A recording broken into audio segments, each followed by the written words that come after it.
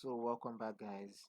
Now in this video you've seen that our footing has been analyzed already. So what we need to do now is to check the soil pressure and the settlement. So first of all I need to do to check the settlement is to come here to show the deformed shape.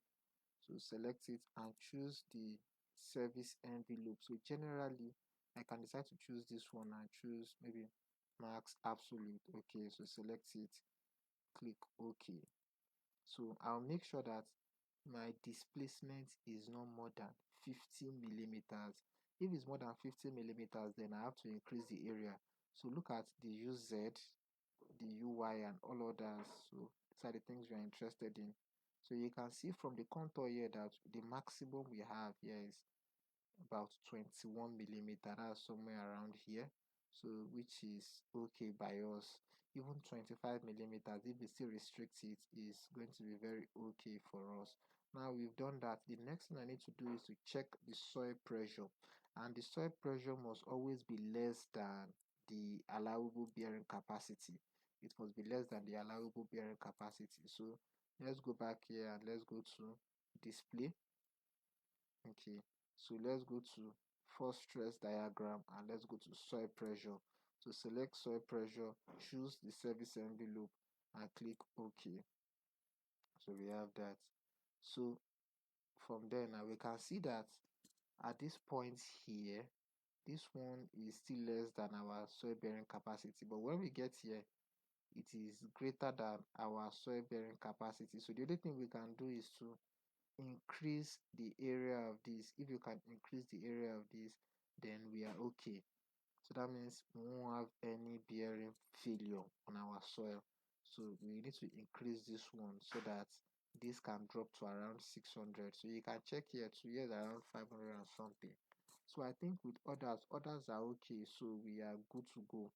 Get others are okay. Now the next thing we need to do now is we are going to design this footing like a slab. So for example, let me just run this here, select story to design, and let me select only ground floor. Okay, select only the ground floor and run it. It's going to be with finite elements, but what I'm checking is not really the flexure reinforcement.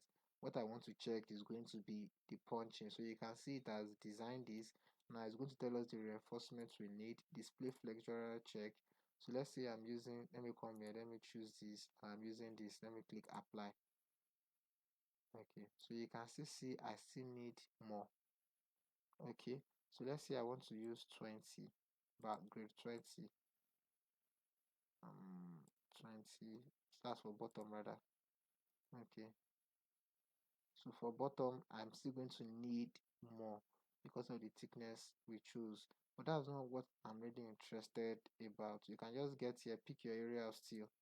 So it has told you the area of steel. Look at the area of steel you need, 3000. So from here to here you can get, let's say this is 3 meters, just take it like a beam, you have 3000. So the number of reinforcements you need, so let's say this is 3000 now, and we know, sorry, 3000, and we know that we are using, let's say we are using bar 20 now, so that will be 3000 divided by 491.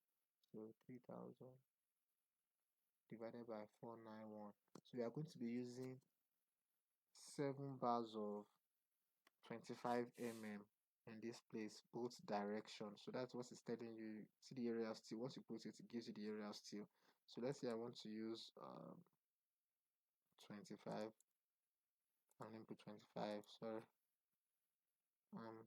MC250 first. Okay, so you can see it has reduced, but let's say 150. Apply. So you can see it's almost zero. You don't really have to do this in the middle. These ones can be negligible because it's directly under the column and the column is extremely stiff. So you've done that. But what I'm interested in checking in this case is the punching. So let's go to display punching check. So once you select it, you give you, so this is not failing punching, but this is failing punching. So that means the thickness we provided for this is not, doesn't require punching, doesn't require punching. Now I forgot to put footing here. So we forgot to put a footing at this point. As I say, NC. So NC means not calculated. So we don't need punching here, we don't need punching reinforcements, but we need punching reinforcements here and here. So we need to provide punching reinforcements. So we need to design for punching. So this is just how we design part based on ETABS. So if you have any other question, you can always drop it in the comment section. In the next video, we'll be going to Raft Foundation, which is almost similar to this. So thank you for watching today's video. If you have any question, you can drop it in the comment section. Thank you very much.